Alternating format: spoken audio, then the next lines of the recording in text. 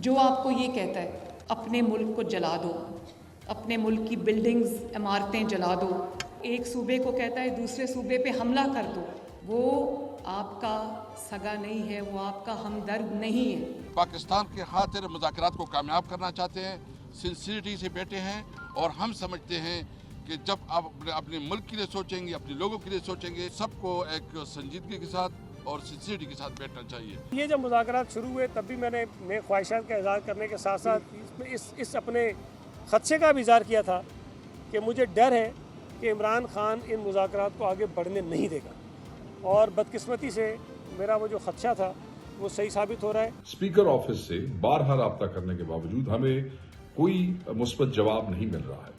इससे हमें वाज़ेह तौर पर अंदाजा होता है कि हुकूमत की क्या हैसियत है, हुकूमत का कितना अमल दखल है।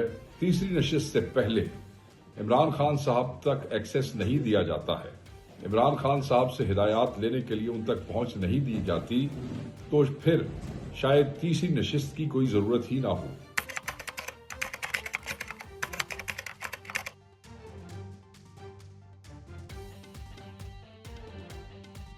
तहरीक इंसाफ के सुपरस्टार्स जो हैं उनका कहना है कि इमरान खान, ख़ासतौर पर शेर अफजल मरवत साहब ने ये स्टेटमेंट दिया, उनका कहना है कि इमरान खान बहुत पुरुमीद हैं मुज़ाकरात को लेकर।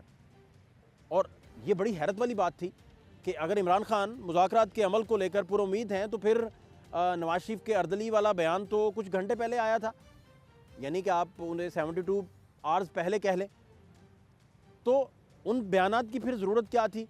और दूसरा, तहरीक इंसाफ जो है उसने कहाँ कहाँ लचक का मुजाहरा किया है ऑलरेडी, वो कहाँ कहाँ लचक दिखा रही है। वो 8 फरवरी के इंतखाबात से पीछे हट गई, वो 26वीं तरमीम वाले मामले से पीछे हट गई, तो अब सिर्फ क्या बचा है बाकी मुतालबात में?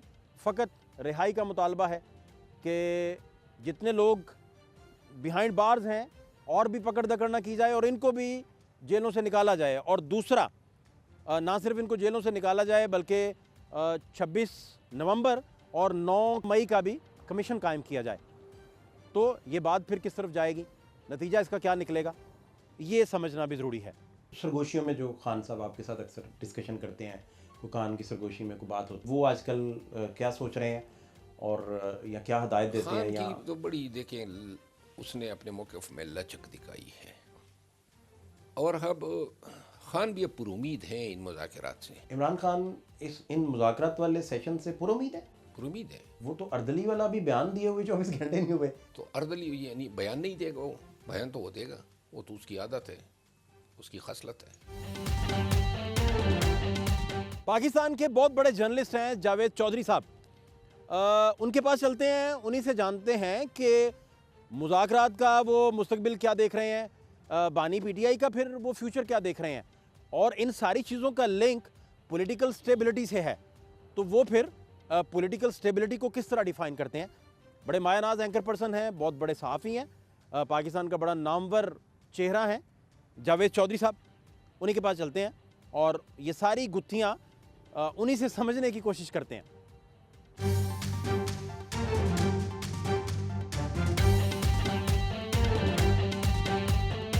अर्दली का वो लफ्ज़ यूज़ कर गए प्राइम मिनिस्टर के लिए, तो मुज़ाकरात जब हों तो उनमें कोई ज़ुबान बंदी भी रखनी है या ये इसी तरह सिलसिला चलेगा? आप कहेंगे कि नहीं, कभी कभी को बयान भी आ जाए तो चल जाएगा। इस सारे सिनेरियो को आप कैसे देखते हैं? दो चीज़ें, एक तो इमरान खान साहब की नेचर है, वो इमरान खान साहब फास्ट बॉलर हैं और फास्ट बॉलर से अगर आप ये तवक्को करें कि वो स्लो बॉल फेंकेगा, ये मुमकिन नहीं है। और पूरी ज़िंदगी उन्होंने तेज़ गेंदें फेंकी हैं, एग्रेसिव रहे हैं वो क्रिकेट के अंदर, तो वो डायलॉग को भी एग्रेसिवली हैंडल करना चाह रहे हैं। एक साइड पे वो कह रहे हैं कि ठीक है जी, हम मुज़ाकरात करने के लिए तैयार हैं, दूसरी साइड से वो बुली भी कर रहे हैं, जैसे कि उन्होंने कहा कि जल्दी करें, 31 जनवरी आपके पास है और अब जो 3rd आपकी मीटिंग हो रही है उसमें अगर आपने जुडिशल कमीशन ना बनाया तो हम बाइकआउट कर जाएंगे वगैरह वगैरह, धमकी भी दे रहे हैं। साथ वो ये कह रहे हैं कि फॉरेन रेमिटेंस जो है उसके ऊपर जो हमारी कॉल है वो कायम रहेगी, उस कॉल को हम वापस नहीं ले रहे, लिहाजा वो तलवार भी जारी रहेगी।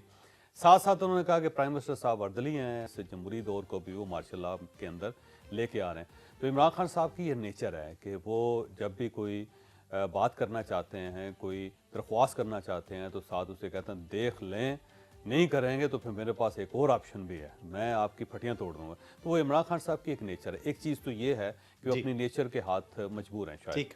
और दूसरी वजह यह भी है कि उनका जो ट्विटर हैंडल है वो पाकिस्तान से हैंडल नहीं हो रहा, वो बाहर से हैंडल हो रहा है। और हो सकता है इमरान खान साहब ये ना चाहते हो, लेकिन जो बाहर लोग बैठे हुए हैं वो उनका एजेंडा कोई और हो और उस एजेंडे को ड्राइव कर रहे हो।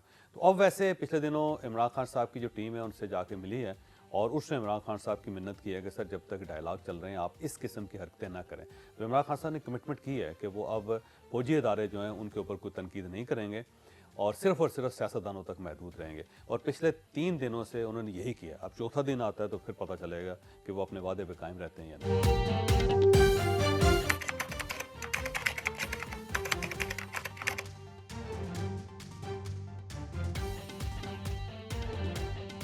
वज़ीर आज़म पे जिसकी हम कमेटी हैं, जिसके साथ वो मुज़ाकरात कर रहे हैं, उसको अर्दली का लक़ब दिया और फिर आपने दुरुस्त कहा कि उस अर्दली की कायम करदा कमेटी की क्या अहमियत होगी, वो तो अर्दलियों से भी गई गुजरी होगी। आसमा शराजी साहिबा पाकिस्तान की बहुत नामवर सहाफ़ी हैं, बड़ी ब्रेव जर्नलिस्ट हैं। उनसे जानते हैं कि वो बानी पीटीआई का मुस्तकबिल क्या देख रही हैं, मुज़ाकरात को वो किस नज़र से देख रही हैं और ख़ास तौर पर मुज़ाकरात होते होते जब मतलूबा हदफ जो है वो हासिल नहीं हो पाता तो कितना बैड टेस्ट क्रिएट होता है, या ये सारी चीज़ें कितनी नुकसानदेह हैं तहरीक इंसाफ के लिए या हुकूमत के लिए या फिर जमहूरियत के लिए। ये सारी चीज़ें आसमा शराजी साहिबा से समझते हैं।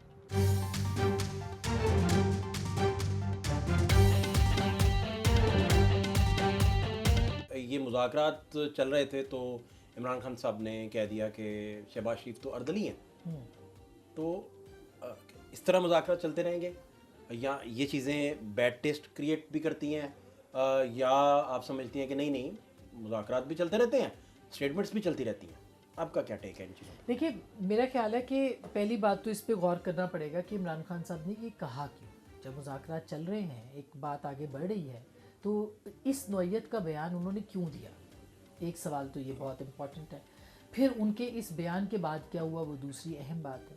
पहली बात तो ये कि जब सब चीज़ें ठीक चल रही हों, बातचीत आगे बढ़ रही हो, तो फिर तो ये बयान जो है वो एक नामुनासिब बयान है। लेकिन अगर ये चीज़ें आगे नहीं बढ़ रही और वो डेस्परेट हैं कि ये आगे बढ़ें और उनकी जो भी उनके मुतालबात हैं वो पूरे हों, तो फिर ज़ाहिर है कि पता लगता है कि उनकी एक फ्रस्ट्रेशन है, वो डेस्परेट हैं कि बातचीत बढ़े आगे और उनकी बात नहीं सुनी जा रही या वो जो चाह रहे हैं वो नहीं हो रहा। तो इस तनाजुर के अंदर अगर आप देखें तो इमरान खान का ये स्टेटमेंट इन दोनों कैफियत को बयान करता है।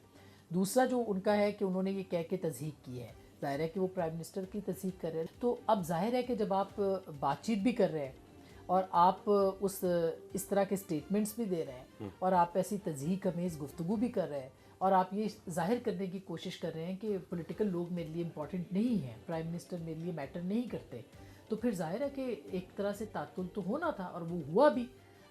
सबसे बड़ी बात यह कि इमरान खान साहब ने, जो कि पिछले कुछ दिनों से ऐसे स्टेटमेंट्स नहीं दे रहे थे, उन्होंने, और वो सियासी जमातों के साथ नहीं बैठना चाह रहे थे, वो बार बार कहते थे, बारहा कहते थे कि ये चोर हैं, ये डाकू हैं, मैंने इनके साथ नहीं बैठना। मैं वो तालिबान के साथ बातचीत करने के ऊपर जोर देते थे। तहरीक तालिबान पाकिस्तान के जो लोग यहाँ पे उन्होंने दोबारा वापस लाए, उनको तस्लीम करके इतराफ़ करके लेके आए वापस, उनके साथ उन्होंने गुफ्तगू कर ली या उनकी पार्टी ने या उनकी हुकूमत ने कर ली। लेकिन वो कहते हैं कि हमने पॉलिटिकल लोगों के साथ बातचीत नहीं करनी, तो वो बैठे ना उसके लिए मुज़ाकराती अमल के अंदर आए। इसका मतलब ये है कि वो मजबूर होकर यहाँ पे आए कि वो उनके साथ बातचीत करेंगे, और जहाँ उनकी बात नहीं मानी जा रही या जहाँ उनको लगता है कि उनकी बात नहीं सुनी जा रही, उनकी जो ख्वाहिश है वो पूरी नहीं हो रही, मुतालबात पूरे नहीं हो रहे, तो वहाँ पे उन्होंने ये स्टेटमेंट दे दिए जो कि एक और तात्तुल का बायस बन गया।